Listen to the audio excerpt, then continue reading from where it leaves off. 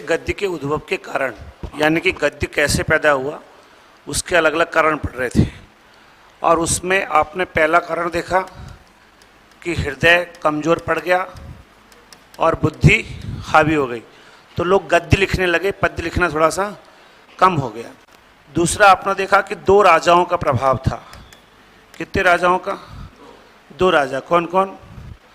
एक तो शिप्रशाह सितारे हिंद और दूसरा लक्ष्मण सिंह। इन्होंने गद्य को फैलाया।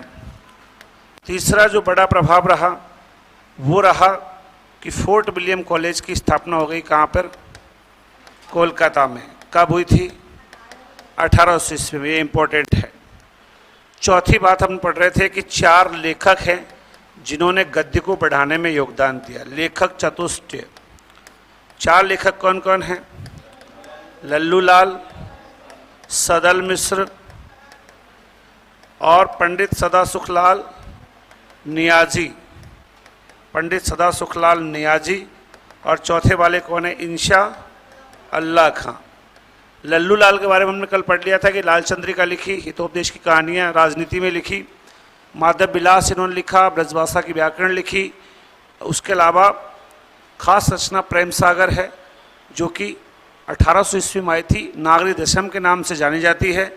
और श्रीमद् भागवत पुराण के कौन से स्कंद पर? 10वें स्कंद पर आधारित है। ब्रज भाषा से खड़ी बोली में इसने अनुवाद किया है, क्योंकि ब्रज भाषा में पहले अनुवाद किसने कर रखा था? चतुर्भुज मिश्र ने। यहाँ तक पढ़ लिया था सब? ठीक है। इसके बाद लल्लूलाल के बाद अगला लेखक लिखिए आप, सदल मिश्र।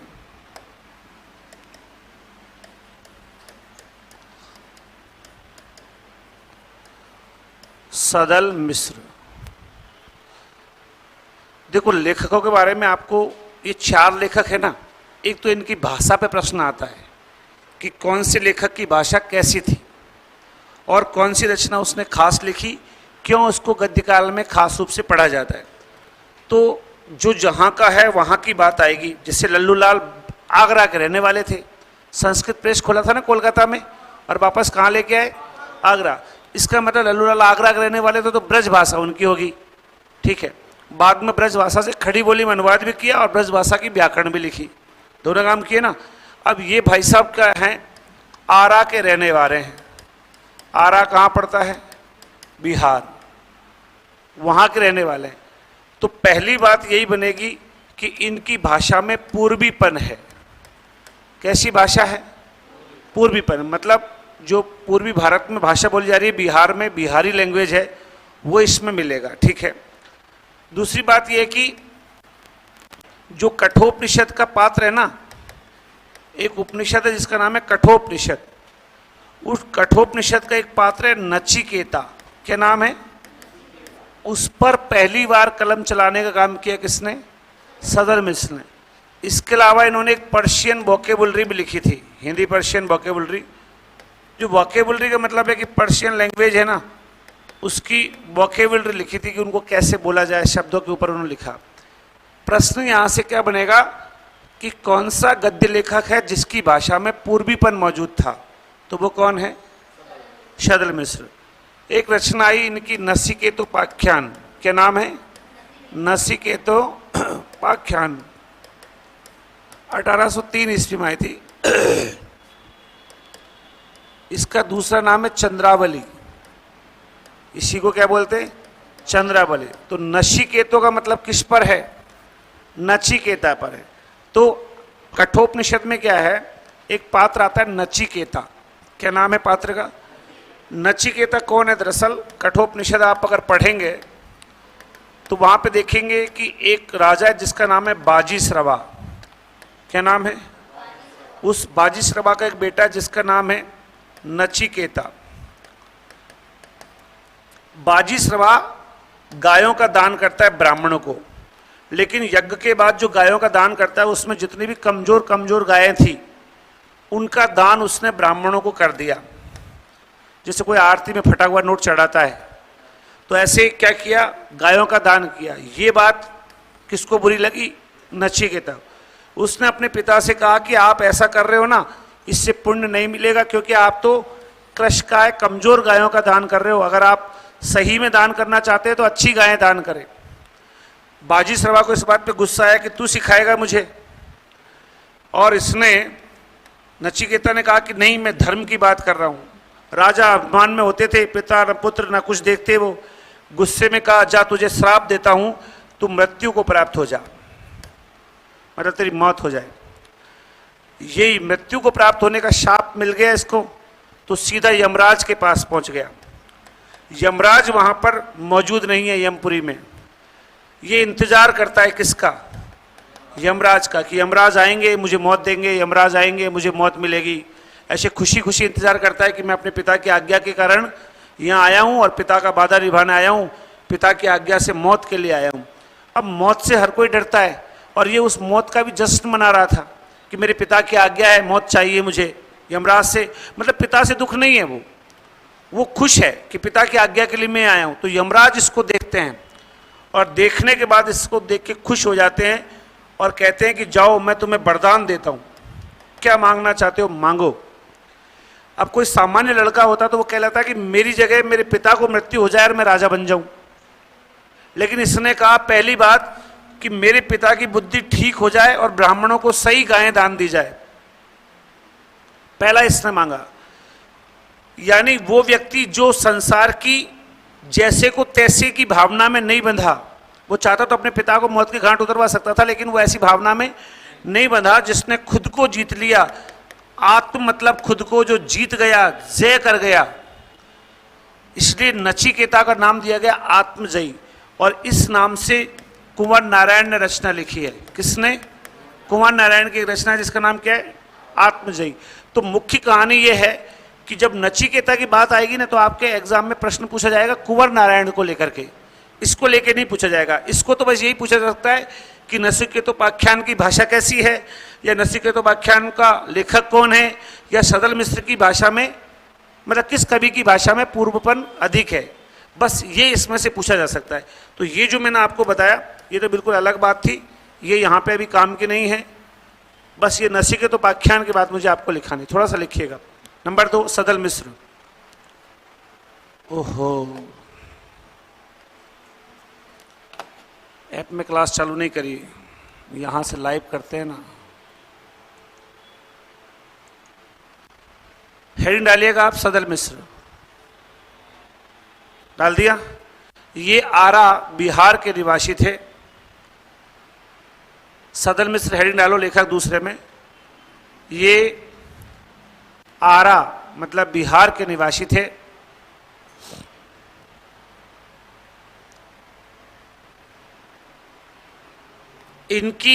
अतः इनकी भाषा में ब्रज के साथ साथ पूर्वीपन अधिक है।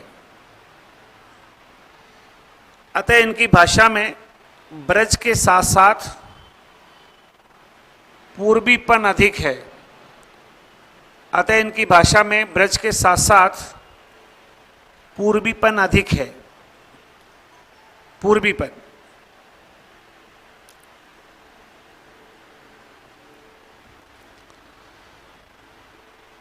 इनकी प्रसिद्ध रचना है नचिकेतोपाख्यान। इनकी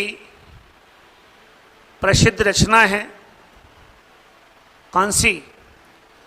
नचिकेतोपाख्यान। क्या लिखेंगे? कोष्टक में 1803 ईस्वी, जिसका अनुवाद चंद्रावली के नाम से भी किया गया है। जिसका अनुवाद चंद्रावली के नाम से किया गया है। जिसका अनुवाद किसके नाम से? चंद्रावली के नाम से किया गया है।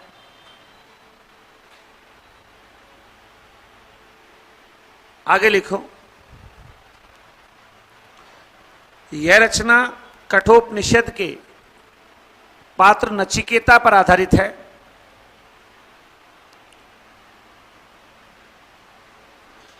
कठोपनिषद के पात्र कौन? नचिकेता पर आधारित है और खड़ी बोली में है। कठोपनिषद के पात्र नचिकेता पर आधारित है और खड़ी बोली में है। खड़ी बोली में है।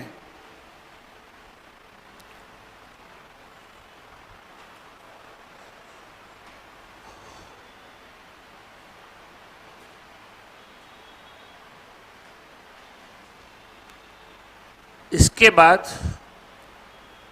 एक रचना इनकी है, उसका नाम है रामचरित्र। क्या नाम है? रामचरित्र क्या है? एक रचना है अध्यात्म रामायण। कौन सी रचना? उस अध्यात्म रामायण का हिंदी अनुवाद है। तो लिखो नंबर, दूसरी रचना लिख दो आप,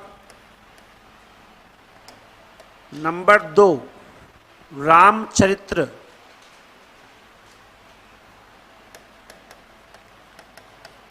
और कोष्टक में लिखेंगे अध्यात्म रामायण।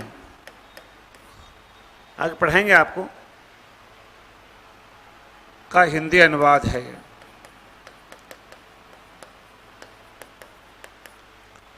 अध्यात्म रामायण का हिंदी अनुवाद है। और तीसरी वही कौन सी?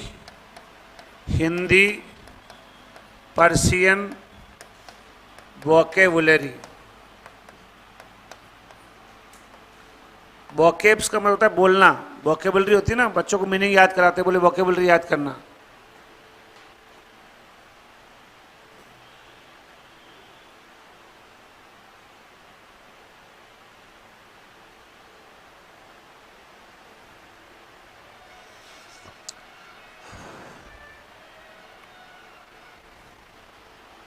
रामचरित्र अध्यात्म रामायण का हिंदी अनुवाद है और हिंदी पर्शियन वोकेबुलरी। ठीक, इसके बाद ये तो हो गया सदन में से तो पूरा। तीसरा लेखक कौन सा है? पंडित सदासुखलाल नियाजी। नंबर 3 लिखो, पंडित सदासुखलाल नियाजी।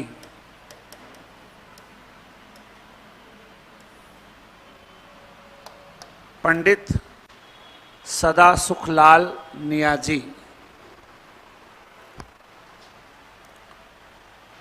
देखो, अब ये पंडित है, रहने वाले कहाँ के भाई साहब? दिल्ली के। कहाँ के रहने वाले? तो जब दिल्ली का व्यक्ति है तो पूर्वीपन तो होगा नहीं भाषा में, क्योंकि ये पंडित है तो इनकी भाषा संस्कृत निष्ठ होगी कि नहीं होगी? क्योंकि संस्कृत का नॉलेज ब्राह्मणों को रहता ही है। आप ये भी कह सकते हैं कि इनकी भाषा में पंडिताऊपन अधिक है। क्या अधिक है? पंडिताऊपन अधिक है। मतलब पांड्य, अब भाषा शुद्ध नहीं रह पाई है, अब भाषा थोड़ी सी मिक्स हो गई है, शुद्ध नहीं रह पाई है। ये बात समझ में आ गई? पंक्ति जो फेमस है।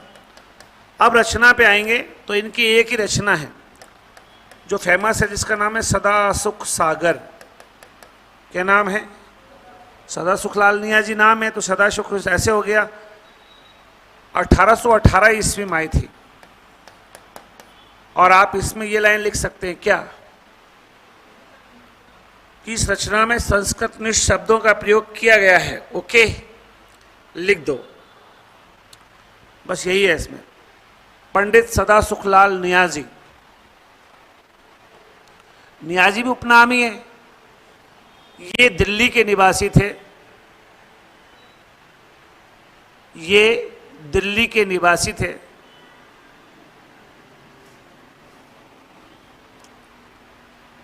इनकी भाषा में पंडिताऊपन अधिक है। इनकी भाषा में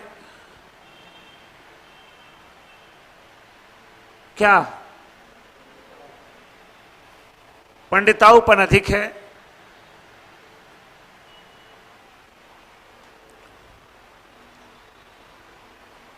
ये उर्दू में निसार नाम से रचना लिखा करते थे। ये उर्दू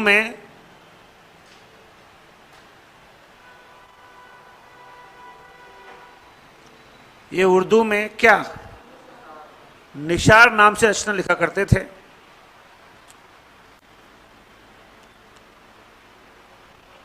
अगले से लिखो, इनकी प्रसिद्ध रचना है सदासुख सागर। सदासुख नहीं, इसका नाम होगा सुख सागर। सॉरी, रचना का नाम क्या है? सुख सागर। सदासुखलाल नियाजी नाम है, रचना का नाम होगा सुख सागर। इनकी प्रसिद्ध रचना है सुख सागर। कब आई थी? सन भी याद रखना पड़ेगा। प्रेम सागर का भाई 1800 और सदल मिश्र का नचिकेतो उपाख्यान 1803 और ये 98 1818 और अभी सदा सुख इंशाल्लाह खां और आएगा 1798 से 1803 के बीच में कान लेके आएगा, बात करेंगे उसकी। सुख सागर 1818 ईस्वी, डैश लगा लिख दो। इसमें संस्कृत निष्ठ हिंदी का प्रयोग है, क्योंकि संस्कृत निष्ठ हिंदी का प्रयोग है, इसमें संस्कृत निष्ठ हिंदी का प्रयोग है। यह रचना श्रीमद् भागवत पुराण का अनुवाद है। इसमें संस्कृत निष्ठ हिंदी का प्रयोग है। यह रचना श्रीमद् भागवत पुराण का हिंदी अनुवाद है।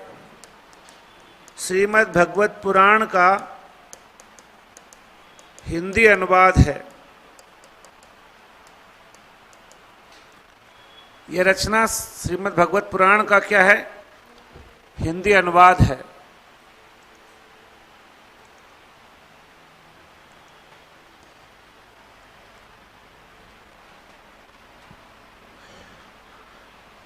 नियाजी की प्रसिद्ध पंक्ति है, नियाजी की प्रसिद्ध पंक्ति है,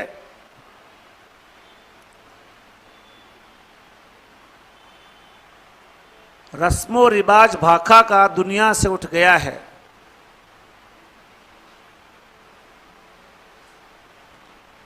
रस्मो रिवाज भाखा का दुनिया से उठ गया है।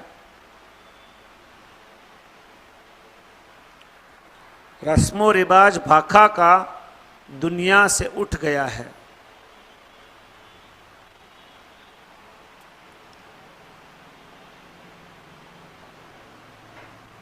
ठीक, ये बात किसकी हो गई? सदा सुखलाल नियाजी की। तीनों में अंतर देखो। पहले की भाषा ब्रज है, खड़ी बोली है, दूसरे की भाषा में पूर्वीपन है और तीसरे की भाषा में पंडिताऊपन है। ठीक है, चौथा आएगा वो इन चारों से रंगीन, चटकीली और मुहावरेदार लैंग्वेज लिखेगा। इन चारों से बढ़िया भाषा है उसकी किसकी? इंशाअल्लाह खां की। थोड़ा सा सुनो। चौथा लेखक ईशा मत लिखना, इंशा अल्लाह खां। इनको सुनो आप। देखो, इनकी एक प्रसिद्ध रचना जिसका नाम है रानी केतकी की कहानी। क्या नाम है? इस रचना को, रानी केतकी की जो कहानी है, इसको उदय भान चरित के नाम से भी जाना जाता है। किसके नाम से? उदय भान चरित। कब आई थी साहब? 1798 से 1803 ईस्वी के बीच में लिखी गई होगी, ऐसा माना जाता है। एग्जैक्ट टाइम अभी तक मालूम नहीं चला है। इंशाअल्लाह खां की क्या विशेषता है? पहली बात तो ये है कि इसने रानी केतकी की कहानी लिखी। इसका मतलब जो कहानी शब्द है उसका प्रथम प्रयोग करता है ये। कहानी शब्द का पहली बार प्रयोग किसने किया? इंशाअल्लाह खां ने, पहली बात। दूसरी बात, लेखक चतुष्ट में या इन चारों में, उपर्युक्त चारों लेखकों में, ऐसे लिख देता हूं, उपयुक्त चारों में सबसे रंगीन,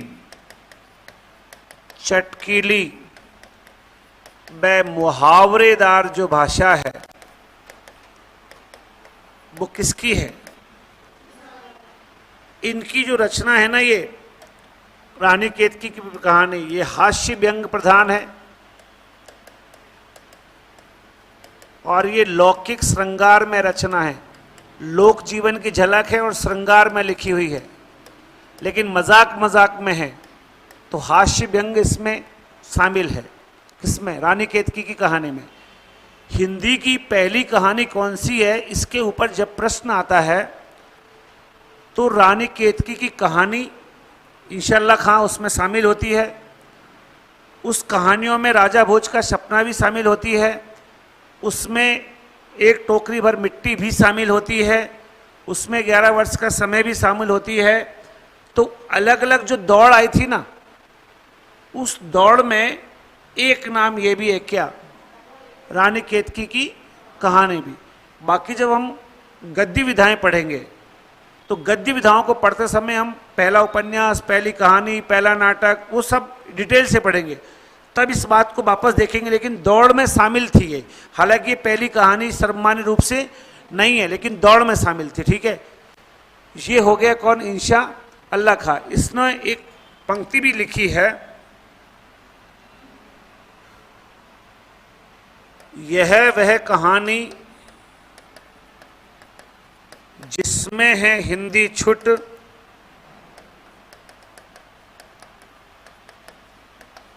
और किसी बोली का मेल न पुट, और किसी बोली का मेल न पुट, ऐसा एक पंक्ति उसमें लिखी है। ये तो खैर नहीं पूछा जाएगा, जो प्रश्न है वो सबसे ज़्यादा तो यही है कि सबसे ज़्यादा रंगीन, चटकीली और मुहावरेदार भाषा किसकी है, पहला प्रश्न तो यही है। और दूसरा ये हो सकता है कि रानी केतकी की कहानी लिखी किसने थी। ठीक है, बस दो ही प्रश्न यहां से बनते हैं। लिखो, इंशा अल्लाह खां। इनकी प्रसिद्ध रचना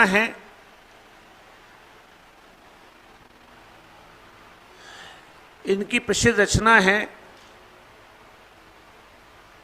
रानी केतकी की कहानी।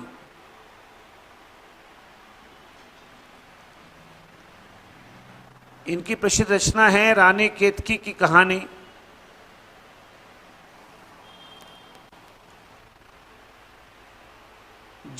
जिसे उदयभान चरित के नाम से भी जाना जाता है, जिसे उदयभान चरित के नाम से भी जाना जाता है।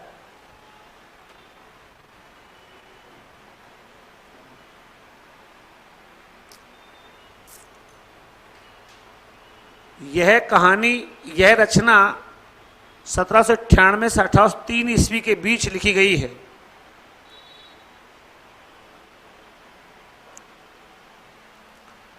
यह रचना कब से कब है जी, 1798 से 1803 ईस्वी के बीच लिखी गई है।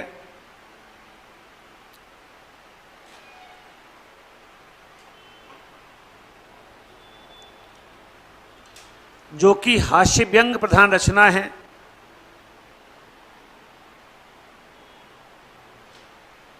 जो कि हास्य व्यंग प्रधान रचना है और लौकिक श्रृंगार में है, और लौकिक श्रृंगार में है, और लौकिक श्रृंगार में है। ठीक, यह आधुनिक गद्य में हिंदी की पहली कहानी की दौड़ में शामिल थी। यह आधुनिक गद्य में हिंदी की पहली कहानी की दौड़ में शामिल थी। हिंदी की पहली कहानी की दौड़ में क्या थी, शामिल थी।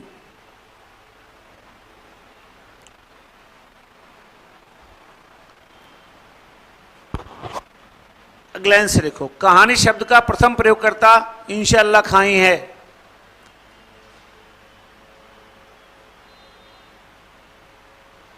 कहानी शब्द का प्रथम प्रयोगकर्ता इंशा अल्लाह खां ही है।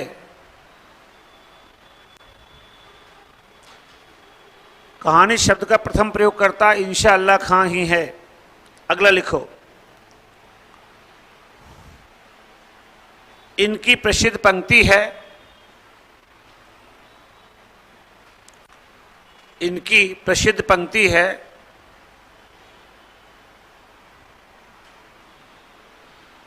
यह वह कहानी जिसमें हिंदी छुट, यह वह कहानी जिसमें हिंदी छुट और किसी बोली का मेल ना पुट। यह वह कहानी जिसमें हिंदी छुट और किसी बोली का मेल ना पुट। दिख रहा है कि बोली मेल, सही लिख देता हूं, और किसी बोली का मेल न पुट।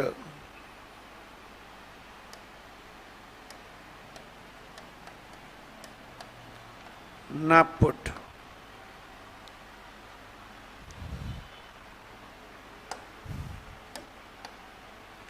और किसी बोली का मेल न पुट। ठीक, नीचे नोट लगा के लिख दो। उपयुक्त चारों लेखकों में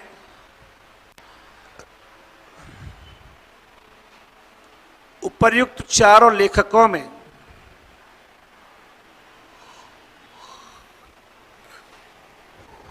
सबसे रंगीन, चटकीली और मुहावरेदार भाषा, सबसे रंगीन, चटकीली व मुहावरेदार भाषा, रंगीन, चटकीली व मुहावरेदार भाषा किसकी है? इन्हीं की थी। इन्हीं का मतलब इंशाअल्लाह खां, इन्हीं की थी।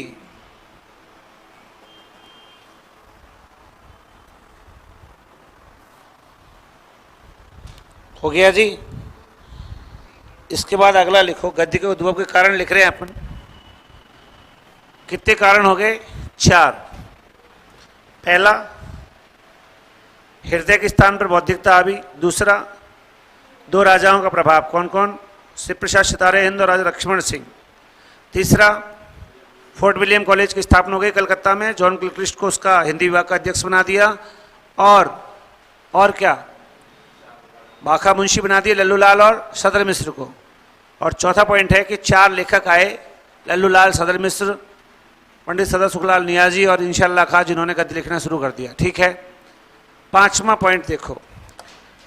हम पढ़ यही रहे हैं कि आखिर पद्य की बजाय गद्य क्यों आया। रीतिकाल तक क्या चल रहा था? पद्य। अब क्या आ गया उसकी जगह?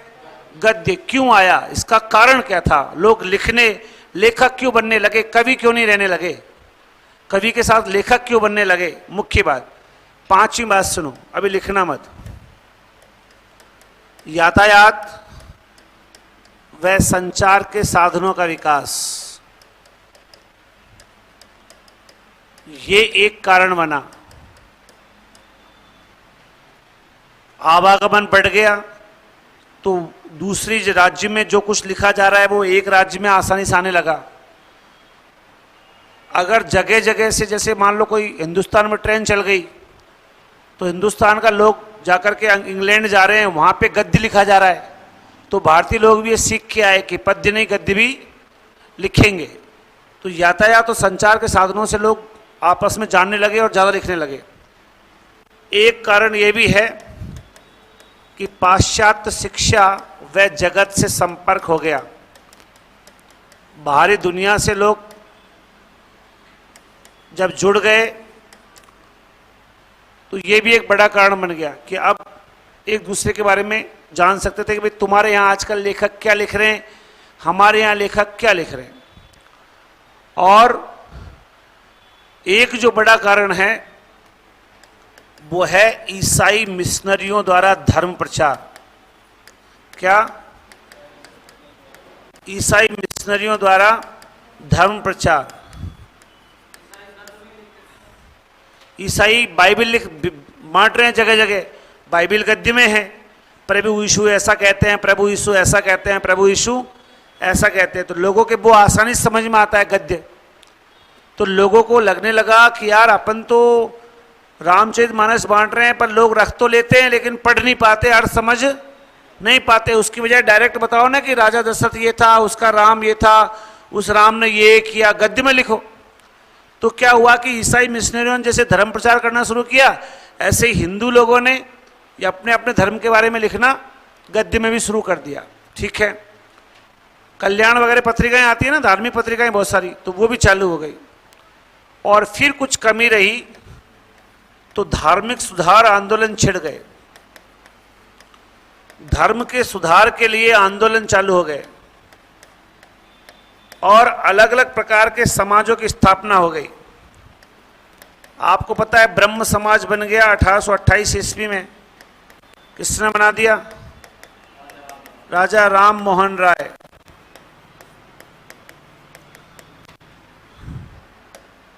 अठारह में प्रार्थना समाज की स्थापना हो गई, केशव चंद्र सेन। हालांकि इसमें पांडुरंग का नाम आता है, मैं तो केशव चंद्र सेन लिख देता हूं, बाकी आप देख लेना, लिख देना पांडुरंग लिखो तो।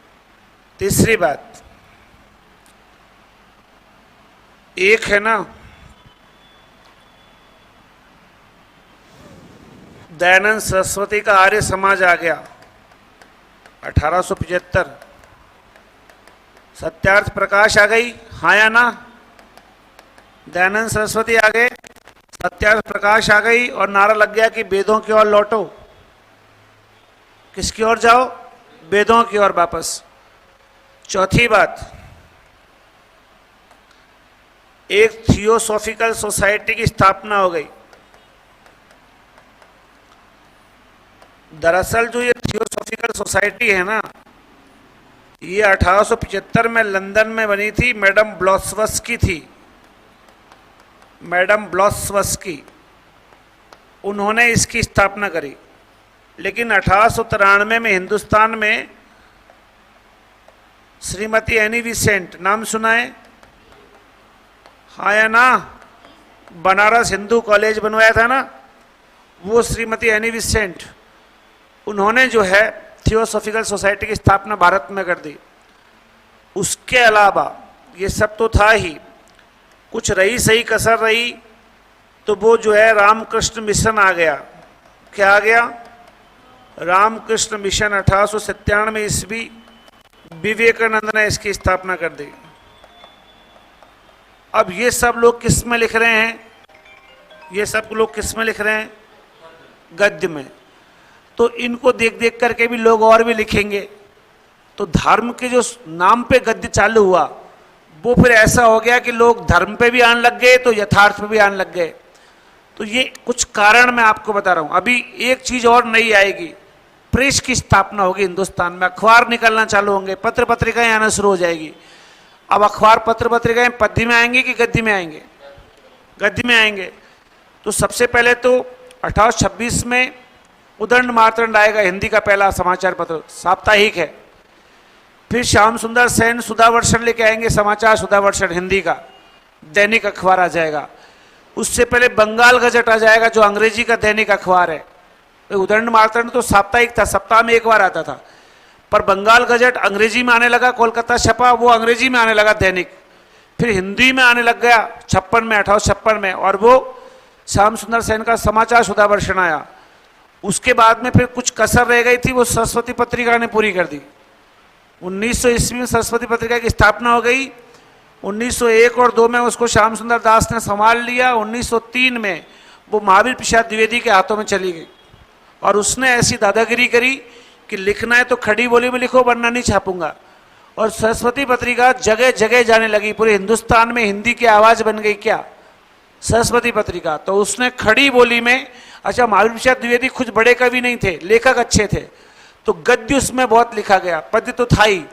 तो ये एक कारण है। और सबसे बढ़िया बात ये भी आपको बताऊं कि 1556 ईस्वी में गोवा में मिशनरी कार्यों के लिए प्रेस की स्थापना हो गई थी। छापे खाने की मशीन लग गई हिंदुस्तान में कि भाई बार बार लंदन से बाइबिल छपा के कौन लाए, तो यही मशीन लगा दो।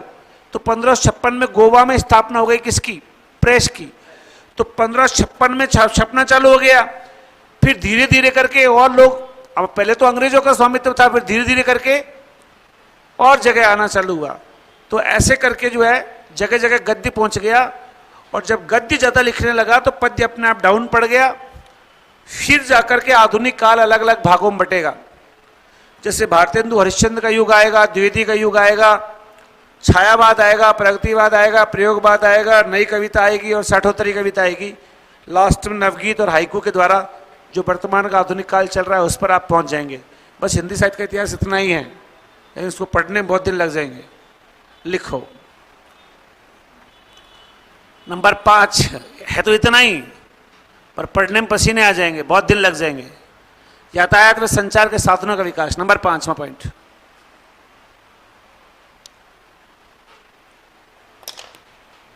नंबर 6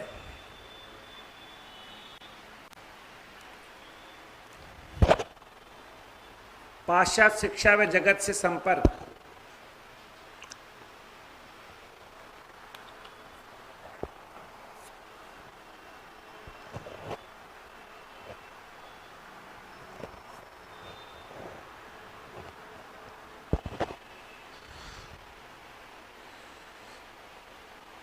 पाश्चात्य शिक्षा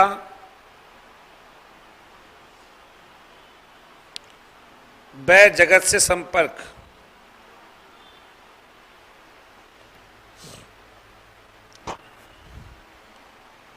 नंबर अगला पॉइंट,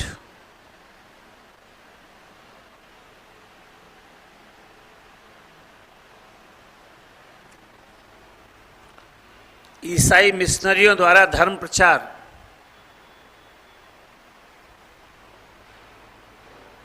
ईसाई मिशनरियों द्वारा धर्म प्रचार।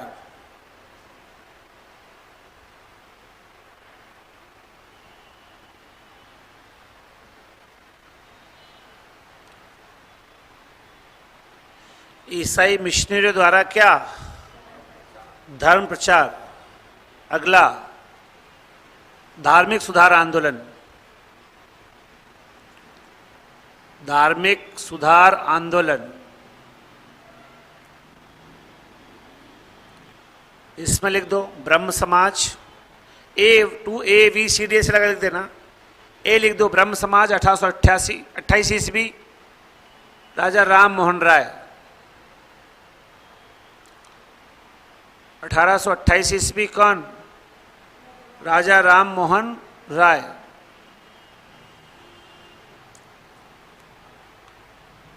फिर प्रार्थना समाज 1867 ईस्वी, केशव चंद्र सेन।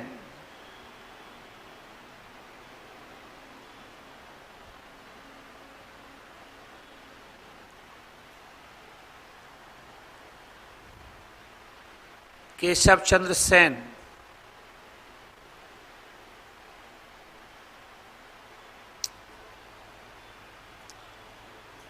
आगे लिखो आर्य समाज 1875, दयानंद सरस्वती।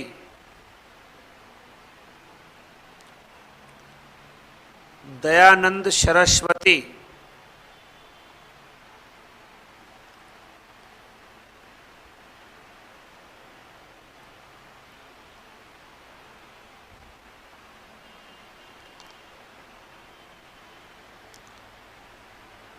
इसमें वो लिख देना सत्यार्थ प्रकाश की रचना हुई। सत्यार्थ प्रकाश रचना है ना, और वेदों की ओर लौटो नारा दिया गया। सत्यार्थ प्रकाश की रचना हुई और वेदों की ओर लौटो का नारा दिया गया।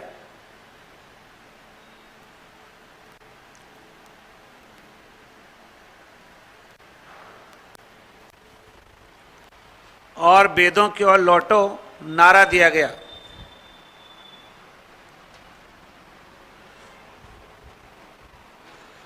वेदों की ओर लौटो नारा दिया गया।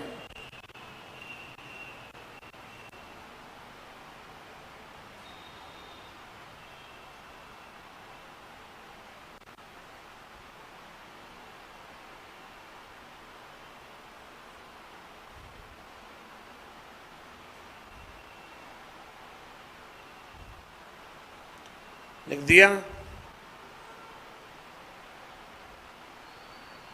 हाँ या ना? अगला,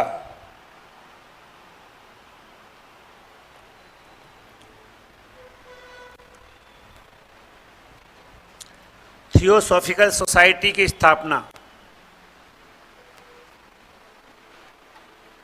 थियोसॉफिकल सोसाइटी की स्थापना।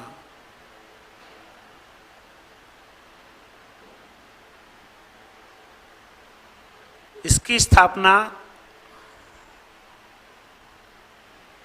स्थापना 1875 में न्यूयॉर्क में मैडम ब्लॉसवस्की के द्वारा की गई थी। इसकी स्थापना 1800 कब 75 ईस्वी में कहाँ? न्यूयॉर्क में किसके द्वारा? मैडम ब्लॉसवस्की के द्वारा की गई थी।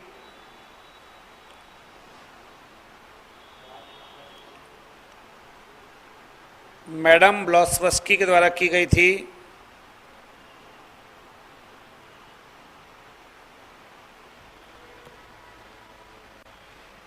और बाद में भारत में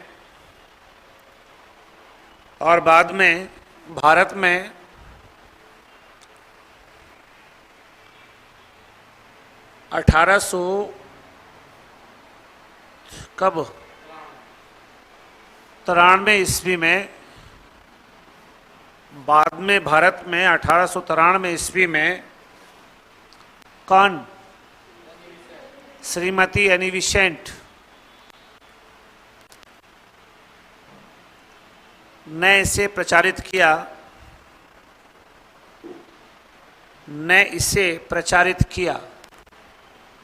अब एनी बेसेंट के बारे में ये भी लिख दो आप कि बनारस सेंट्रल हिंदू कॉलेज है ना, 2 कॉलेज थे। देखो, धर्म के नाम पे 2 यूनिवर्सिटी बनी, अलीगढ़ मुस्लिम यूनिवर्सिटी जामिया मिलिया और बनारस हिंदू विश्वविद्यालय काशी। तो जो अलीगढ़ था वो मुसलमानों का मुख्य स्थान था और काशी था वो हिंदुओं का।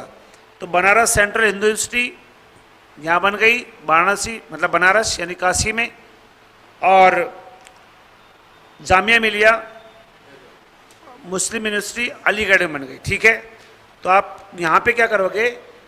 श्रीमती एनी बेसेंट ने स्थापना करी थी किसकी?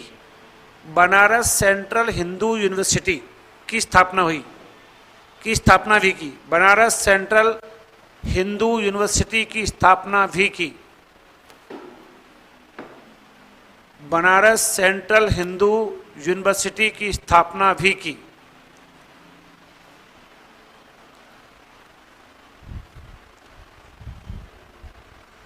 ओके, और एक ये भी लिख लो। हाँ, एनी बेसेंट ने करी, इसीलिए तो लिखा रहे हैं। श्रीमती एनी बेसेंट ने स्थापना की है किसकी? बनारस सेंट्रल हिंदू विश्वविद्यालय की। और एक रामकृष्ण मिशन आया 1897 में, विवेकानंद, स्वामी विवेकानंद। ABCDEF जो भी लिख रहे हो ना, नंबर डाल दो। धार्मिक सुधार आंदोलनों में रामकृष्ण मिशन 1897 ईस्वी कौन? स्वामी विवेकानंद।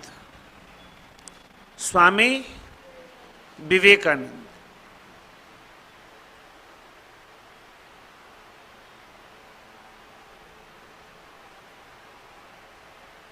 ठीक हो गया? बोलो तो सही। ठीक है, अब एक चीज रह गई, गद्य की स्थापना, गद्य का विकास में लास्ट पॉइंट क्या रह गया? प्रेस की स्थापना। गद्य को बढ़ाने में किसका योगदान हो रहा है? प्रेस का। छापाखाना छप गया ना, प्रेस का मतलब शर्ट की प्रेस नहीं, छापाखाना का प्रेस। ठीक है, इसको सुनो।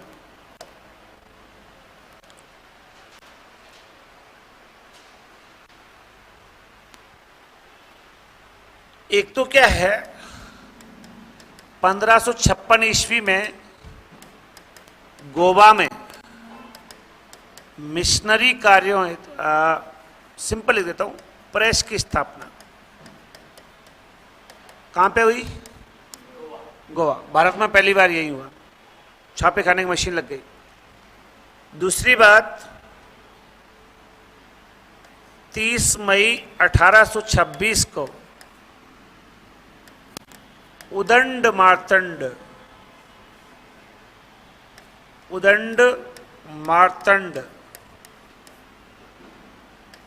साप्ताहिक समाचार पत्र,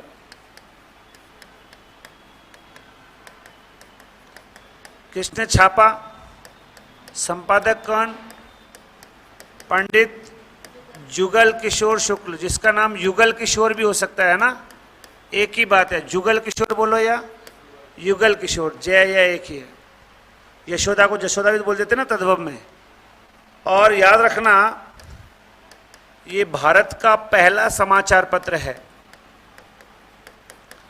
ये अलग बात है कि ये दैनिक नहीं है, कैसा है? साप्ताहिक है। इसी कारण 30 मई को भारत का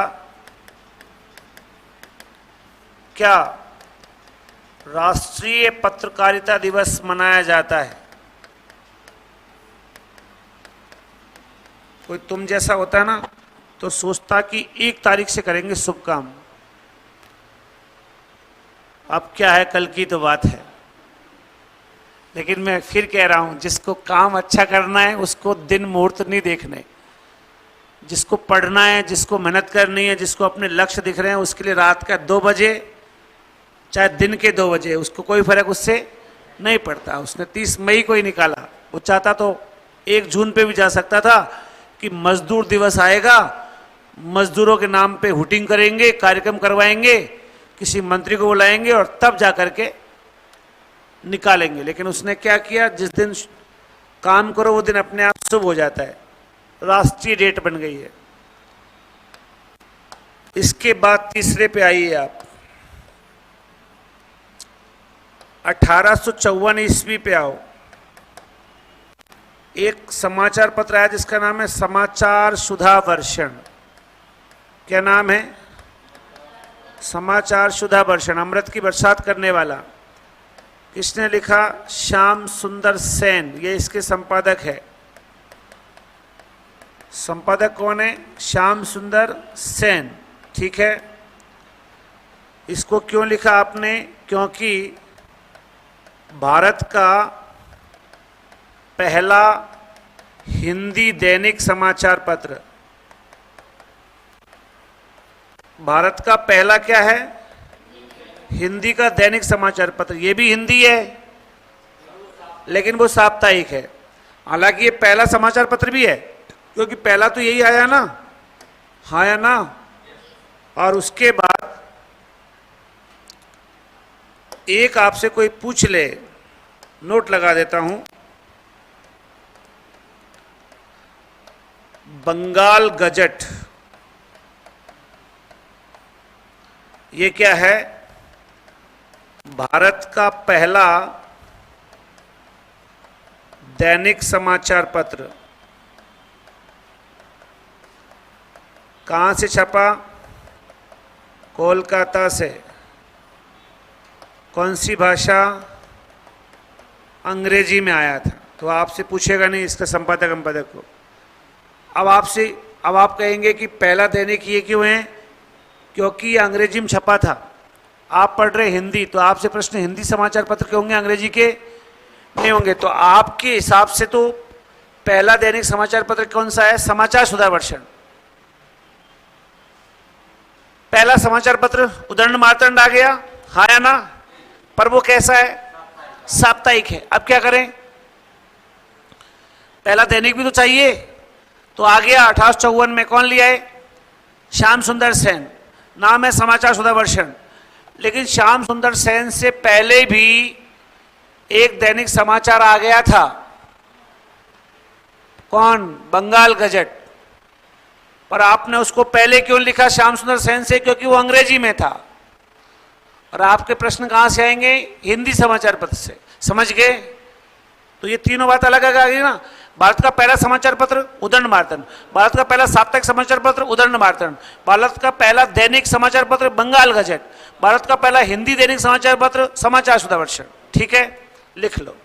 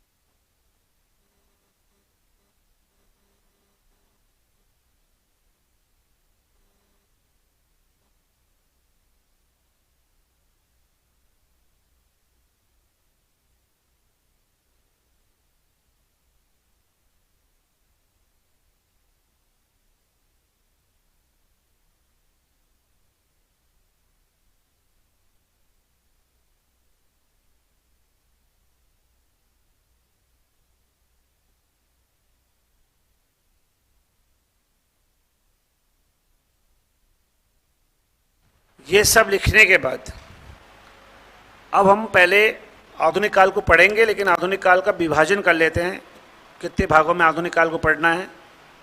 हालांकि पहले भी आपको आधुनिक काल का उप विभाजन मैंने करवा दिया है। आधुनिक काल का उप विभाजन, और ये किसके अनुसार है? रामचंद्र शुक्ल के अनुसार। ठीक है, देखो आपको पता है 1843 तक तो रीतिकाल रहा है। रीतिकाल का समय क्या था? 1700 से 1900 विक्रमी।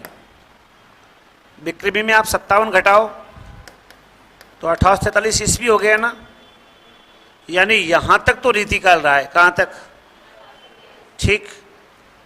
अब 1843 से लेकर के और 1868 का जो टाइम है ना, उसमें हिंदी साहित्य संघर्षशील अवस्था में रहा है, इसलिए इसको बोलते हैं संक्रांति काल। क्या बोलते हैं इसको?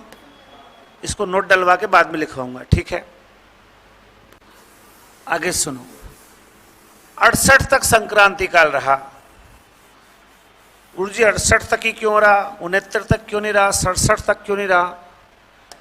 क्योंकि 1868 में भारतेंदु हरिश्चंद्र की एक पत्रिका आ गई जिसका नाम था कवि वचन सुधा। क्या नाम था? कवि वचन सुधा। वो पत्रिका आ गई किसकी? भारतेंदु हरिश्चंद्र की। तो भारतेंदु युग की शुरुआत हो गई।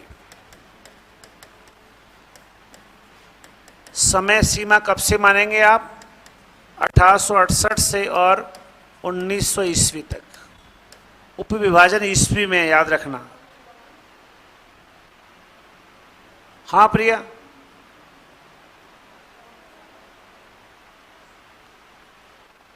कुछ बोलो, या तो जो भी है आपस में चौंच। वो मुझे पता है। 57 जो करवाया वो इसलिए करवाया कि 57 से लेकर के 68 तक के बीच भारतेंदु हरिश्चंद्र के पिता हैं गोपाल चंद्र गिरधर दास। एक लाइन लिखाऊंगा कि भारतेंदु युग से पहले भी कुछ कवि मौजूद थे। रीवा नरेश, रघुराज सिंह, रघुनाथ दास राम स्नेही, सरदार कवि ललित किशोरी कुंदन लाल और गिरधर दास और गोपाल चंद्र, भारतेंदु हरिश्चंद्र के पिताजी। ये 5 कवि मौजूद हैं, इसलिए उस समय को हम बोलते हैं पूर्व भारतेंदु युग। क्या बोलते हैं? बाकी भारतेंदु हरिश्चंद्र का जन्म ही 50 में हुआ, तो 57 से तो वो शुरू कैसे कर देगा? 7 साल का तो भारतेंदु हरिश्चंद्र है नहीं। 1857 की क्रांति के बाद हिंदुस्तान में यथार्थपरक बातें ज्यादा हुई, तो ये मान लिया जाता है कि 57 से हो गया। किसी किताब में आपको ये 43 में लिखा मिल सकता है, क्योंकि रीतिकाल 43 में खत्म हो गया। कभी आपको ये 57 में लिखा मिल सकता है, क्योंकि भारतीय स्वतंत्र संग्राम हुआ, राष्ट्रीय स्वतंत्र संग्राम 57 में, उसके बाद यथार्थपरक चेतना आई। और एग्जैक्टली देखा जाए तो ये 1868 है, क्योंकि भारतेंदु हरिश्चंद्र ने पहला काम 1868 में ही किया है। उससे पहले उसने कोई काम किया ही नहीं था, क्योंकि आप देख रहे हो ना, 50 में जन्मा, 18 साल का इस समय भारतेंदु हरिश्चंद्र। किसमें? 68 में। याद रहेगा। बाकी 57 लिखेंगे तो भी कोई गलत नहीं है, मैं उसकी बातें लिखाऊंगा आपको। अब सुनो, इसके बाद अच्छा, इसको क्या बोलते हैं? इसको बोलते हैं पुनर्जागरण काल। क्या नाम दिया इसका? पुनर्जागरण काल। डॉक्टर नगेंद्र और बच्चन सिंह, लिख देता हूं, Nagendra comma Bachchan Singh, doctor Nagendra, doctor Bachchan Singh. पुनर्जागरण काल नाम दिया क्योंकि इस समय हिंदुस्तान के लोगों ने अपनी संस्कृति, अपनी परंपरा से प्रेम करना शुरू किया। अंग्रेजों से दुखी हो गए, तो पुनर्जागरण हुआ। इसमें हमारी पुरानी सभ्यता संस्कृति से प्रेम हुआ, तो ये पुनर्जागरण काल कहलाता है। कब तक रहा जी? 1900 तक। ठीक है, भारतेंदु हरिश्चंद्र की तो मौत हो गई है 85 में ही, लेकिन उसके बाद भी उनके साथ के और कवि हैं। भारतेंदु मंडल है पूरा एक पूरा 10 कवियों का, तो उन्होंने भी तो रचनाएं लिखी ना। उनमें हेड भारतेंदु थे, तो भारतेंदु के नाम पे पड़ गया, लेकिन कवि तो और भी थे, तो 1900 तक पहुंचा। ठीक है, कहानी सुन के सीखो इसको, वरना तुम्हें डिस्टर्ब होगा। 1900 के बाद क्या हुआ? भारतेंदु चले गए, उनके मंडल के कवि भी धीरे धीरे कम करने लगे, वैल्यू कम होती है हर चीज की। उसी दौरान महावीर प्रसाद द्विवेदी रेलवे में नौकरी कर रहा था, झांसी में। अलग अलग भाषाओं को सीखता था, स्टेशन पे रहता था। उसको वहां से नौकरी उसने छोड़ी। पहले ऐसे जुमला चलता था कि नौकरी न कीजिए चाहे घास खोद खाइए और खोदे आसपास दूर खोद खाइए, पर नौकरी मत करो किसी की। नौकरी करना बुरा माना जाता था। पुराने बुजुर्गों से मिलेंगे तो कह देंगे मेरे उस समय नंबर आया था, मैंने मना कर दिया, नहीं करनी नौकरी, ठीक है, ऐसे बोल देंगे, क्योंकि उस समय नौकरी की वैल्यू नहीं थी। अब भारतीय दर्शन नौकरी छोड़ करके रेलवे की और सरस्वती पत्रिका जोड़ते हैं। हुआ क्या कि चिंतामणि घोष एक बंगाली बाबू थे। चिंतामणि घोष ने 1900 में पत्रिका की स्थापना कर दी, सरस्वती की। इलाहाबाद से प्रकाशित होने लग गई, 25 पैसे में आती थी ये, 31 पेज हुआ करते थे, सरस्वती पत्रिका, ठीक है। चिंतामणि घोष ने उसका संपादक बना दिया श्याम सुंदर दास को। 1901 और 1902 तक श्याम सुंदर दास रहा। 3 में रेलवे की नौकरी छोड़ के महावीर प्रसाद द्विवेदी आ गए, सरस्वती पत्रिका के संपादक बन गए। महावीर प्रसाद द्विवेदी ने उसे 1920 तक चलाया। कब तक? 20 तक। सुनना बात को। 1903 में आए, 1920 तक चलाया। 1920 के बाद अपना गांव है रायबरेली के पास दौलतपुरा, वहां चले गए और वहीं इनकी 1938 में महावीर प्रसाद द्विवेदी की डेथ हो गई। अब महावीर प्रसाद द्विवेदी आए उस समय 1901-2 श्याम सुंदर दास चला रहे थे, तो खड़ी बोली उस समय जोर पकड़ने तो लग गई थी, थोड़ी थोड़ी खड़ी बोली आने लग गई थी। भारतीय युग में ब्रज के साथ खड़ी बोली का अल्प प्रयोग शुरू हो गया था, पर महावीर प्रसाद द्विवेदी ने क्या किया, दादागिरी से सबसे कहा खड़ी बोली में लिख के भेजोगे तो छापूंगा, वरना सरस्वती में नहीं छापूंगा। सरस्वती में छपना उस समय बड़ी बात होती थी। तो ये मैथिली शरण गुप्त, लोचन प्रसाद पांडे, सोनलाल द्विवेदी, माखनलाल चतुर्वेदी, ये सब इसके शिष्य थे। किसके? महावीर प्रसाद द्विवेदी को अपना गुरु मान लिया इन्होंने, और ये सब खड़ी बोली में लिख लिख के देने लगे। जब मैथिली शरण गुप्त ने पहली अपनी रचना दी थी ना, तो ऋषिकेंद्र नाम से दी थी। किस नाम से?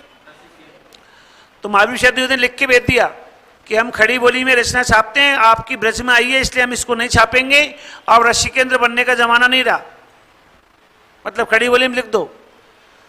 आपको देखो महावीर, आप मैथिली शरण गुप्त को साकेत में पढ़ेंगे ना, तो वो लिखता है कि करते मानस नाद भी कैसे तुलसीदास, महावीर का यदि उन्हें मिलता नहीं प्रसाद। अगर महावीर का प्रसाद नहीं मिलता ना, तो तुलसीदास मानस का नाद नहीं कर पाते, मतलब रामचरित मानस नहीं लिख पाता। कौन? तुलसी। ठीक उसी प्रकार अगर मुझे भी महावीर का, मतलब महावीर प्रसाद द्विवेदी का प्रसाद नहीं मिलता, तो मैं भी मानस का नाद नहीं कर पाता, मतलब साकेत नहीं लिख पाता, क्योंकि साकेत में तो राम कथा ही है। तो साफ लिखा उसने कि मेरे गुरु कौन है? महावीर प्रसाद द्विवेदी। जैसे कि तुलसी के लिए हनुमान जी थे, तुलसी के इष्ट हनुमान जी थे, राम नहीं थे। राम तो उसके गुरु, इष्ट के भी इष्ट थे, ठीक है भाई। जैसे तुलसी के भूत का डर लगा तो उसने लिखा बजरंग बाण, तुलसी को भुजा में दर्द हुआ तो उसने लिखा हनुमान बाहु, तो उसका इष्ट तो कौन था? हनुमान जी थे। खैर वो बात की बात है। महावीर प्रसाद द्विवेदी ने खड़ी बोली में चलवाया, लिखवाया सबको। 1900 से लेकर के, या एक मान लो इसको, और 1918 ईस्वी तक ये वक्त रहा। किसका? महावीर प्रसाद द्विवेदी के नाम पे रहा, और इसलिए इसे क्या बोलते हैं? द्विवेदी युग। अब हो सकता है कोई इसको खड़ी बोली युग बोल दे, कोई इसको बोल दे क्या? खड़ी बोली युग बोल दे, कोई इसको बोल दे परिष्कार काल, क्योंकि काव्य भाषा के रूप में खड़ी बोली का परिष्कार हुआ है, ब्रज हट गई है। और इसको जो है डॉक्टर नगेंद्र बच्चन सिंह कहते हैं जागरण सुधार काल। जागरण तो भारतेंदु हरिश्चंद्र कर गए, उसमें और सुधार हुआ, इसलिए जागरण सुधार काल किसने कहा है? नगेंद्र और बच्चन सिंह ने। यहां तक बात समझ में आई? हाँ या ना? अब महावीर प्रसाद द्विवेदी तो 20 तक रहे हैं, लेकिन खड़ी बोली का जो साहित्य में प्रभाव है ना, वो 18 तक ही रहा। उसके बाद डाउन हो गया, खत्म हो गया। हालांकि महावीर प्रसाद द्विवेदी 20 तक सरस्वती पत्रिका मौजूद थे, पर 18 में डाउन हो गया प्रभाव। फिर क्या हुआ साहब? फिर क्या हुआ कि ऐसी रचनाएं आने लगी जिनकी शुरुआती 4 पंक्तियां तो समझ में आ जाती, शुरुआत की कुछ लाइन समझ में आ जाती, बाद के बीच बीच में उसमें रहस्य की चीजें आती थी, व्यक्तिगत चीजें आ जाती थी। अब मेरे व्यक्तिगत में कोई बात लिखूं तो उसको मैं तो अच्छे समझ सकता हूं, आप अच्छे समझो जरूरी थोड़ी है, हाँ है ना, नहीं समझ सकते। मेरे अंदर कोई रहस्यवादी बात है, मैं कोई रहस्य वाली चीज लिख रहा हूं, वो आपके समझ में आए तो आए, नहीं आए तो कवियों ने कहा यार ये लाइनें कुछ तो आजकल कविता की समझ में आ जाती है, पर कविताएं आजकल ऐसी आने लगी ये पता नहीं क्या है। जैसे कोई बोर्ड पे कविता लिख रहा है, अब वो लिख दे कि बोर्ड जो बनाता है बच्चों का भविष्य और उन्हें देता है ऐसी तालीम कि वो देश का कर सके निर्माण, यही हरा रंग ही तो है खुशहाली का प्रतीक, इस हरेपन में डूब गया था कबीर। अब लोगों को लगे साला ये कबीर हरेपन में कैसे डूब गया। अब इसका मतलब तो ये है कि भाई खुशी है तो खुशी में कबीर डूब गया था। तो लोगों के कुछ चीजें समझ में, अब वो आगे लिख दे कि इसी के बीच में कमाल और कमाली में आ गया था अंतर, कमाल को नहीं आया हरा रंग पसंद। इसका मतलब कमाल को खुशहाली पसंद नहीं आई, वो बिगड़ गया, और कमाली ने रच लिए अपने हाथ हरिती मां से, मतलब उसको हरा रंग पसंद आ गया। तो लोगों को ये चीजें समझ में नहीं आती बीच में, ये पता नहीं क्या आ गया। तो लोगों ने कहा यार ये कविताएं आजकल कुछ तो समझ में आती है, कुछ समझ में नहीं आती, इसका अर्थ तो समझ में आ रहा है, ये क्या है। तो एक हुए श्री शारदा पत्रिका थी, एक पत्रिका थी जिसका नाम था क्या, उस श्री शारदा पत्रिका में ऐसी कविताओं के लिए मुकुटधर पांडे ने छाया शब्द का इस्तेमाल किया। किसका? उसने कहा ये है ना इसी की छाया है, ये पेड़ तो यही है, बाकी इसी की उससे मिलती जुलती बातें। तो मजाक मजाक में ये छाया शब्द चल निकला और इसी से नाम पड़ गया छायावाद, जिसमें रहस्य और व्यक्तिगत रचनाएं आएंगी। ठीक है, अब आपसे ये ऐसे बोल दिया जाता है कि साहब छायावाद शब्द का प्रथम प्रयोग किसने किया, तो किसने किया? मुकुटधर पांडे ने। पत्रिका का नाम है क्या? श्री शारदा। कहां किया? श्री शारदा पुस्तक में किसने? मुकुटधर पांडे ने। बाद में बताएंगे जब पढ़ाएंगे ना इसको तब। अभी तो इतना सुनो, छायावाद आ गया, कब आया? 1918 से 1936 ईस्वी।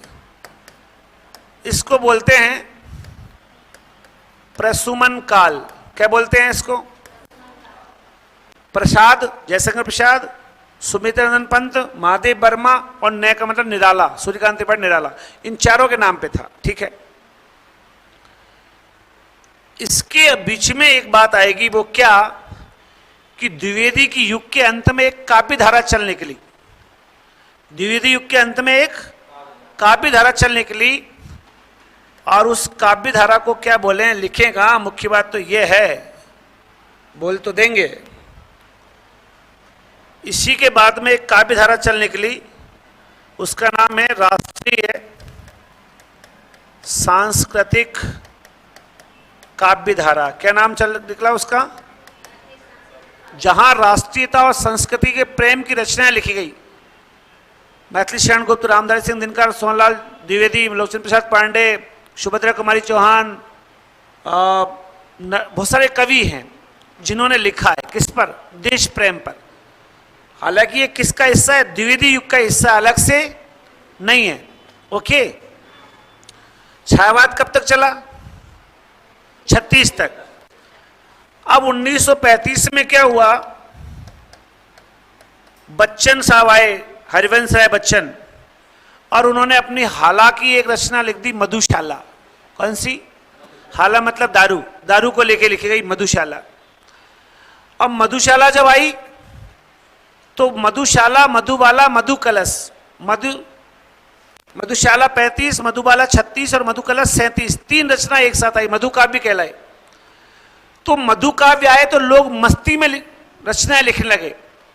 नरेंद्र शर्मा जैसे कवि उसमें बीच बीच में आए और उन्होंने, भगवत चरण वर्मा ने कुछ लिखा और ऐसे करके कुछ रचनाएं आई। बाकी हेड कौन था इसका? हरिवंश राय बच्चन ही था। तो यहां भी, इसके भी अंत में, भाई 36 तक है ना ये, तो इसके भी अंत में एक काव्य धारा चलने के लिए, इसको बोलते हैं क्या? हालाबाद। ये 1935 से और 38 तक रही है। बाकी काव्य धाराओं का सन आपसे कोई नहीं पूछेगा। जब मधुशाला पढ़ोगे तो आपको पता चल जाएगा कि 35 में आई थी, 36 में, 37 में से। बाकी ये कि ये छायावाद हो गया, यहां तक क्लियर। ये दारू पे लिखता है बहुत जबरदस्त, कौन? और ये कोई मजाक नहीं है कि अंग्रेजी का प्रोफेसर, ऐसा प्रोफेसर जिसने ऑक्सफोर्ड कैम्ब्रिज यूनिवर्सिटी से पीएचडी की है, और वो हिंदी में लिख रहा है। और हिंदी में भी किस पे लिख रहा है? दारू पे, और दारू के गुण बता रहा है। और दारू पे क्यों लिखी उसने? क्या वो इतना पागल आदमी है? बड़ा विद्वान है वो तो। क्योंकि ये ऐसा वक्त है जिस समय हिंदुस्तान के लोग हंसते तक नहीं है ढंग से। दो महायुद्धों के बीच में पिसे हुए हैं। 1918 का पहला हो गया है और 1939 के दूसरे की तैयारी चल रही है। हिंदुस्तानी सेना को भेज दिया जाता है बाहर। आपने पढ़ा ना, उसने कहा था, तो वो उनको भी तो भेजा ही गया था हिंदुस्तान से लड़ने के लिए विदेश में, तो भेज दिया जाता था। तो लोग उदास रहते थे, क्या होगा पता नहीं, देश कब आजाद होगा, परेशान। जन्मे तो गुलामी में और मरने पे आगे अभी भी गुलामी चल रही है, तो वहां लोग दुखी रहते थे। तो उनमें मस्ती लाने के लिए कवि का ये दायित्व है कि वो उस देश की परिस्थिति के आधार पे काम करे। तो उसने उनमें मस्ती लाने के लिए किस पर रचनाएं लिखी? दारू पे। समझ गए? उसके बाद सुनो, चौथा जो है, अब यहां 36 के बाद में एक बात हुई। कार्ल मार्क्स की जो रचना है दास कैपिटल, दास कैपिटल के आने के बाद विश्व दो भागों में बट गया, पूंजीवादी और साम्यवादी। एक थे जो समाज में समान व्यवस्था की बात करते थे, एक थे जो कहते थे कि जो आगे कमाएगा ज्यादा बढ़ेगा वो आगे रहेगा, जो वरना पीछे, जो काम नहीं करेगा वो मजदूरी करेगा पीछे रहेगा। इन दोनों वर्गों के कारण पूरा विश्व दो भागों में बट गया। एक किताब ने पूरे विश्व को कितने भागों में बटा दिया? दो भागों में बांट दिया। इतनी ताकत है किताब की। तब हिंदुस्तानी लोगों ने समान रचना की अवधारणा को बढ़ाया कि सबका समान होना चाहिए, शोषक और शोषित के बीच में कोई अंतर नहीं होना चाहिए, पूंजीवादी और गरीब के बीच में अंतर नहीं होना चाहिए। तो हमारे लोगों की रचनाएं यहाँ पे, अब हमारे कवि ऐसी रचनाएं लिखने लगे, और ऐसी रचनाएं आई तो वो चीन में छपती थी, रूस में छपती थी। मार्क्सवादी जो देश थे, लाल झंडे के नीचे हंसिया वाली जो क्रांति चल रही थी, वहां सब जगह ये रचनाएं छपती थी, विदेशों में छपती थी। तो कवि इस पे ज्यादा लिखने लगे, और इसको फिर कहा गया प्रगतिवाद। क्या कहा गया इसको? 1936 से लेकर के कब तक? 1943 ईस्वी तक। लेकिन कोई भी चीज हो उसका एक वक्त होता है, उसके बाद में वो डूब जाता है।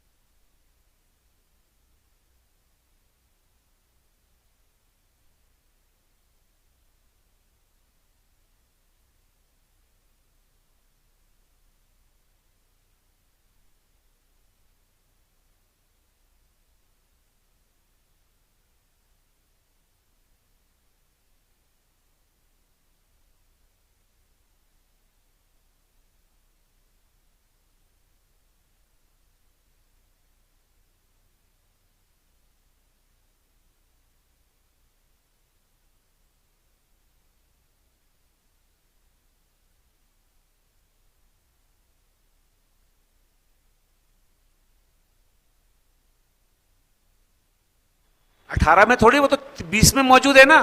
पर उसके जीते जी डाउन हो गई, फिर ये भी डाउन हो गया, और फिर उसके बाद प्रगतिवाद आया, ये भी डाउन हो गया। लोगों का मन उछड़ जाता है धीरे धीरे।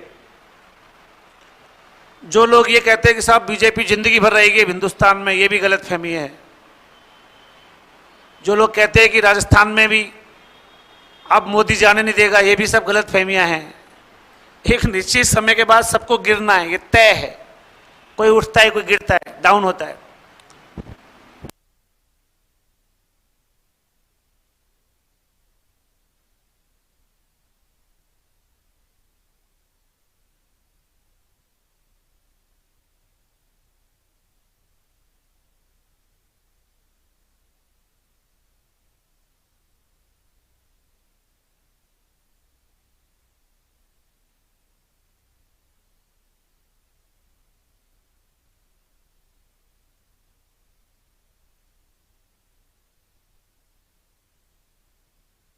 संसार का आज जो उठ रहा है वो हमेशा उठा हुआ नहीं रहेगा।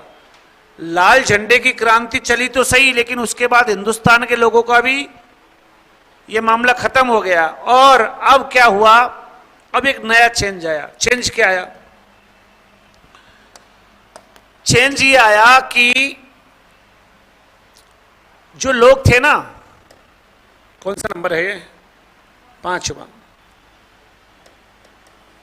लोग थे ना वो पक गए पढ़ के। उसकी आंखें मुरनी सी, चाल हिरन सी, रंग बदलता है तो बोले गिरगिट जैसा है, फिक्स उपमान। कोई आलसी है बोले हाथी की तरह पड़ा है, गेंडे की तरह पड़ा है, फिक्स। अब साहित्य में बार बार यही है। आवाज कैसी, बोले कोयल सी। बुरा बोलता है, बोले कौआ सा। तो ये फिक्स हो गए। अब लोगों को लगा यार ये भी क्या साहित्य है, बार बार एक ही एक चीज। अगेन ने इसका फायदा उठाया। किसने? वो विदेश में पढ़ा था, विदेशों में पढ़ा था वो वहां के नए नए उपमानों को लेके आ गया और उसने साहित्य में नए नए उपमान लगाना शुरू कर दिया। जैसे उसकी आंखें जैसे बस की हेडलाइट। अब वो नहीं कह रहा कि मोरनी सी है कि हिरनी जैसी है, नहीं, वो क्या कह रहा है, बस की हेडलाइट। जैसे कोई कहता है कि साहब प्रेम टूट गया या दिल टूट गया, वो कहता है प्यार का बल्ब फ्यूज हो गया। वो अलग ही लाने लगा, नए नए। उसके होठ जैसे आइसक्रीम, ऐसे लिखता था वो अलग ही। अब जब वो ऐसे लिखने लगा ना तो लोगों को मजा आने लगा, बोले यार ये लिटरेचर अच्छा है, इसको पढ़ते हैं। तो उसका पढ़ा जाने लगा और उसने सब कवियों से कह दिया कि तुम भी मेरी तरह लिखो, तो तुम्हारी और मेरी सबकी की मिला मिला के छाप छाप के और नया नया काम करेंगे। तो साहित्य में नए नए बिंब, नए नए उपमान, नए नए प्रतीक, नए नए मिथक, नई नई फैंटेसी प्रयोग में आने लगी और इसलिए नाम पड़ गया क्या, प्रयोगवाद। कब आया? 1943 से 1953 ईस्वी के बीच। लेके कौन आया? अज्ञे। अब सुनो इसने क्या किया। देखो ये विदेशों में पढ़ा है। विदेशों में उस समय मनोविश्लेषणवाद हावी था। सिगमंड फ्रायड ऑस्ट्रिया के थे, डॉक्टर थे ना पागलों के। तो सिगमंड फ्रायड, एडलर, जुंग, इनके विचार चल रहे थे। इन्होंने साहित्य में उसी को अपना लिया, उसी के आधार पर रचनाएं लिखने लगे। तो आप ये कह सकते हैं कि फ्रायड, एडलर, जुंग, जिसको युंग भी कह सकते हैं, के मनोविश्लेषणात्मक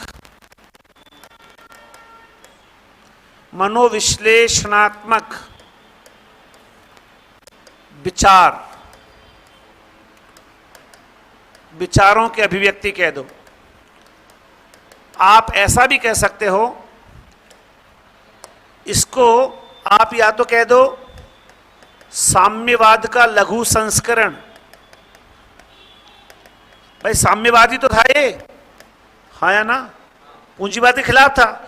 या आप इसको ये भी कह सकते हो कार्ल मार्क्स के विचारों की साहित्यिक अभिव्यक्ति।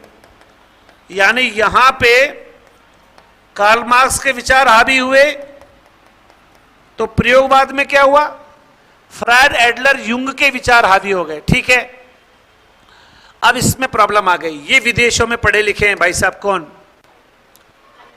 ये जयपुर जोधपुर यूनिवर्सिटी है ना, यहां भी पढ़ाया अज्ञे ने। और अज्ञे है ना कैलिफोर्निया में पढ़ाने जाता था, अमेरिका भी, वहां भी पढ़ाने जाता था। अज्ञे के पिता आर्मी में थे। लाहौर में एक फॉरमैन कॉलेज है, वहां से उसने बीएससी किया था। केमिकल रिएक्शन का जानकार था, बम बनाना जानता था, अंग्रेजों की सेना में काम किया था, तो क्रांतिकारी भी था, बम बनाना भी जानता था, लेखक भी था। फिर इसके पिता है ना, उसकी नौकरी बदलती जाती तो इसके स्कूल भी बदलते जाते, तो यायावर प्रवृत्ति का था, घूमता फिरता प्राणी। तो इसको क्या, सारी दुनिया का नॉलेज था। अब जैसे हमारे यहां संसद में राहुल गांधी ने आंख मार दी तो लोगों ने उसका बड़ा वो कर दिया, बवंडर। अमेरिका में ये नॉर्मल है, इटली में ये नॉर्मल है। अब वो नाना मामा के साथ रहेगा तो उनके लिए तो वहां ये नॉर्मल है। तो अमेरिका में क्या है, यौन विश्लेषण विचारों पर बोलना भी खुला है। तो ये थोड़ा सा यहां पे प्रॉब्लम हुई कि इसके विचारों में यौन मनोप्रवृत्तियों पर खुलकर बोलने लगा। ये छोटी उम्र की लड़की भी गुड्डे से खेलती है, छोटी उम्र का लड़का भी गुड़िया से खेलता है, ऐसा बोला ना इसने, वासना के ऊपर बोला ना। तो इसलिए इसके विचार धीरे धीरे करके लोग कम पढ़ने लग गए, क्योंकि हिंदुस्तानी मर्यादा में ये बातें जायज नहीं है। तो इसका काम डाउन हो गया। और जब इसके प्रयोगवाद में अश्लीलता का दोष घुस गया तो लोगों ने इसको पढ़ना भी खत्म कर दिया, बंद कर दिया। इसके बाद नए कवि आए। अच्छा, इसने क्या किया, तार सप्तक बना लिए, 7-7 के कवियों के समूह बना लिए, तो उनके ग्रुप में छापने लगा। तो 28 कवि इसके पास वैसे हो गए, 4 तार सप्तक आ गए। लेकिन मुख्य बात यह है कि इसमें अश्लीलता आ गई तो नए कवियों को लगा कि हम कैसे हिट हों। तो उन्होंने कहा देखो, इसके पास एक चीज अच्छी थी, प्रयोग नए नए थे, उपमान नए नए थे, तो उपमानों को तो रखो, लेकिन अश्लीलता का तो दोष है उसको हटा दो, ऊटपटांग मत लिखो, विदेशी परंपरा को अपने यहां लागू मत करो। और ऐसे करके रचनाएं लिखी जाने लगी। उनको कहा गया नई कविता युग। क्या कहा गया उनको? कब से कब आएगा? 1953 से लेकर के 60 ईस्वी तक। अब लोगों को आशा बनी कि चलो ये अश्लीलता का दोष हट गया, अब भाई बहन भी उन किताबों को साथ बैठकर पढ़ेंगे, अच्छे उसमें साहित्य आने लगा है, तो चलो, इसलिए इसको बोला गया आशा की कविता। क्या बोला गया? आशा की कविता। समझ में आ रहा है? और उसके बाद में यहां तक तो सब ठीक था। अब यदि आप सब मेरे अंडर में काम कर रहे हैं तो ठीक है, मैंने कह दिया कि 8:15 पे आ जाना तो आ जाना। अब कोई कह दे कि मैं 9:30 पे आऊंगा कल से, कोई कह दे कि मेरे को 7:45 होंगे, कोई कह देगा नहीं मैं तो 7:45 ही पहुंचूंगा, तो सारे नेता बनेंगे तो कोचिंग चल जाएगी क्या? नहीं चलेगी। तो क्या हुआ कि अब आगे जाके कवि सभी नेता बनने का शौक लग गया। हर आदमी कहे कि मेरी कविता अलग है, मेरी कविता अलग है। कोई कहे कि मेरी कविता का नाम फला, दूसरा कहे मेरी कविता का नाम फला। तो सारे कविता आंदोलन करने वाले कवि आ गए। हर आदमी ने अपनी अपनी पार्टी का झंडा उठा लिया, ठीक है। और उसके बाद में कविता का नाम पड़ गया साठोत्री। 1960 के बाद, कब? 1960 के बाद ये सब हुआ तो इसको बोला गया साठोत्री कविता। और तब से लेकर के अब तक यही चल रही है। अब क्या है, हर कवि अपना अलग अलग झंडा उठा लेता है। कोई कहता है मेरी ताजी कविता, आंदोलन चल गए, कविता आंदोलन चल गए बहुत सारे।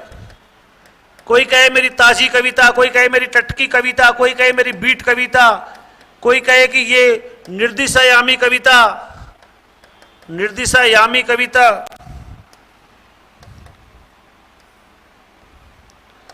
कोई कहे कि साहब सहज कविता, कोई कहे समानांतर कविता, कोई कहे समकालीन कविता।